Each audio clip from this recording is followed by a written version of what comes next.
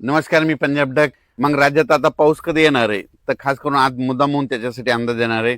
राज्यामध्ये आता 14 पर्यंत असंच चांगलं सूर्यदर्शन राहणार आहे. वारं देखील सुटन म्हणून ही अंदाज लक्षात यायचा. त्याच्यानंतर 15 तारखेच्या नंतर 16 तारखेपासून राज्यात थोडाफार पावसाला सुरुवात होणार आहे. म्हणजे तुरळक ठिकाणी 16च्या नंतर म्हणजे 16 जुलैपासून 16, 17, 18, 19च्या दरम्यान राज्यामध्ये तुरळक ठिकाणी विखुरलेल्या स्वरूपाचा भाग बदलत पावसाला सुरुवात होणार आहे म्हणून हे अंदाज लक्षात यायचा. तो पाऊस सर्वदूर पडणार नाही. फक्त काय झालेलं आहे, हे 4 दिवस जे पाऊस थांबन म्हणजे 14, 15 तारखेपर्यंत, ते 16 तारखेला मात्र परत सुरू होणार आहे म्हणून हा अंदाज लक्षात यायचा. त्याच्यानंतर पुन्हा काय परिस्थिती राहणार आहे, तर त्यानंतर काय परिस्थिती राहणार आहे, त्याच्यानंतर राज्यातल्या सर्व शेतकऱ्याला सांगू इच्छितो की राज्यामध्ये 21 जुलैपासून ते 5 ऑगस्ट पर्यंत म्हणजे चांगला जोराचा पाऊस पडणार आहे. मग ते दररोज वेगवेगळ्या भागात पडणार आहे. मग 21 जुलैच्या नंतर सगळ्यात जास्त जसं मुंबईला पाऊस पडला ना, आता मुंबई, पुणे, नाशिक, आता नंबर आहे विदर्भाचा. आता 14 जिल्ह्याचा नंबर आहे. मग राज्यामध्ये गडचिरोली, चंद्रपूर, नागपूर, वर्धा, भंडारा, गोंदिया, यवतमाळ, अकोला, हिंगोली, वाशिम, त्याच्यानंतर इकडं बुलढाणा जिल्हा, जालना जिल्हा, जळगाव जिल्हा, ह्या भागामध्ये मात्र 21 जुलै, 22, 23, 24 पर्यंत चांगला जोराचा पाऊस पडणार आहे म्हणून हा अंदाज लक्षात यायचा. जसं मुंबईकडे पाऊस पडला तसा काय होणार आहे, नागपूरकडं, वर्ध्याकडं, भंडारा, त्याच्यावर चंद्रपूर, यवतमाळ, हिंगोली, अमरावती ह्या पट्ट्यामध्ये काय होणार आहे म्हणजे शेवटच्या आठवड्यात चांगला पाऊस येणार आहे म्हणून हे विदर्भात, पूर्व विदर्भातल्या शेतकऱ्यांनी अंदाज लक्षात घ्यायचा.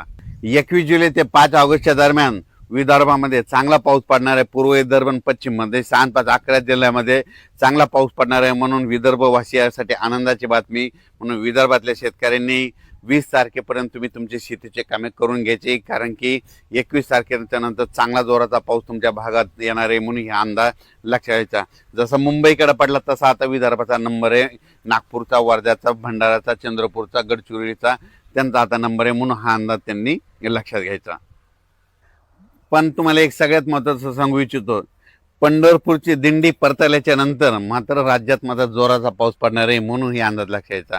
मग ते पाऊस कसा पडणार आहे, 27 जुलैपासून ते 5 ऑगस्ट पर्यंत राज्यात मग जोराचा पाऊस सगळीकडेच पडणार आहे म्हणून हा अंदाज लक्षात यायचा. त्याच्यानंतर सांगायचं झालं तर अहिल्यानगर जिल्हा, पुणे जिल्हा, नाशिक जिल्हा, तिकडं काय होणार आहे 21 तारखेच्या नंतर चांगला पावसाला सुरुवात होईल आणि सरी मात्र पुणेकडं तिकडं सुरू होतील म्हणून हा अंदाज लक्षात यायचा.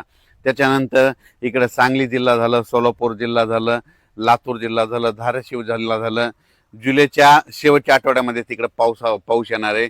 तिकडे सध्या तरी असा मोठा पाऊस तिकडल्या भागात नाही म्हणून लातूर जिल्हा, त्याच्यानंतर धाराशिव जिल्हा, सोलापूर जिल्हा, सांगली जिल्हा ह्या भागातील शेतकऱ्यांनी, बीड जिल्ह्याच्या काही भागातील शेतकऱ्यांनी लक्ष यायचा.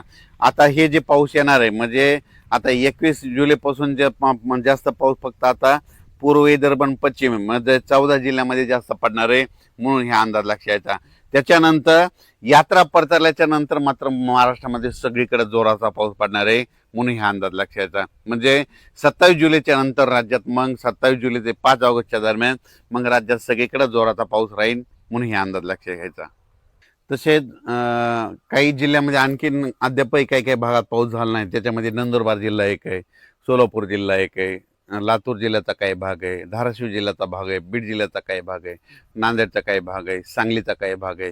त्या भागात मात्र 21 जुलै ते 5 ऑगस्टच्या दरम्यान तिकडे देखील त्या भागात पाऊस पडेल आणि त्यांच्या देखील पेरण्या होणार आहेत म्हणून हा अंदाज लक्षात यायचा. नंदुरबार जिल्ह्यात देखील आता ह्या 15-16च्या दरम्यान म्हणजे 16-17च्या दरम्यान नंदुरबार जिल्ह्यात देखील पावसाला सुरुवात होणार आहे म्हणून ह्या नंदुरबार जिल्ह्यासाठी आनंदाची बातमी. राज्यात मात्र 15 जुलै, 16, 17, 18ला विखुरलेल्या स्वरूपात भाग बदलत पाऊस पडणार आहे. सर्वदूर पडणार नाही, फक्त पाऊस सुरू होणार आहे, एकदम असा बंद पडणार नाही म्हणून हे अंदाज खास करून अंदाज दिलेला आहे. कारण की प्रसार माध्यमातून खंड असा शब्द वापरला. तुम्हाला सांगू इच्छितो एकदम खंड म्हणजे की सगळा पाऊस बंद असतो, तसं काही होणार नाही. 15, 16, 17, 18च्या दरम्यान राज्यात परत पाऊस थोडाफार सुरुवात होणार आहे. त्याच्यानंतर काय होणार आहे 21 जुलैपासून ते 5 ऑगस्टच्या दरम्यान राज्यात पुन्हा पाऊस चांगला सक्रिय होणार आहे. 2 चक्रीवादळ येणार आहेत. एक पहिलं चक्रीवादळ येईल ते काय होईल, ते गडचिरोलीकडून पूर्व विदर्भातून लगेच असं पूर्व विदर्भातून पश्चिमी विदर्भात जाईल, पश्चिमी विदर्भातून उत्तर महाराष्ट्राकडे जाईल, उत्तर महाराष्ट्राकडून गुजरातकडे जाऊन धुमाकूळ घालेल. पण ते जात असताना काय होईल, महाराष्ट्रात मात्र पाऊस पडेल म्हणून हे लक्षात येतं. काही भागात रिमझिम पडेल, काही ठिकाणी जोरात पडेल. म्हणून येते 21 जुलै ते 23-24 पर्यंत त्याचा असर राहील.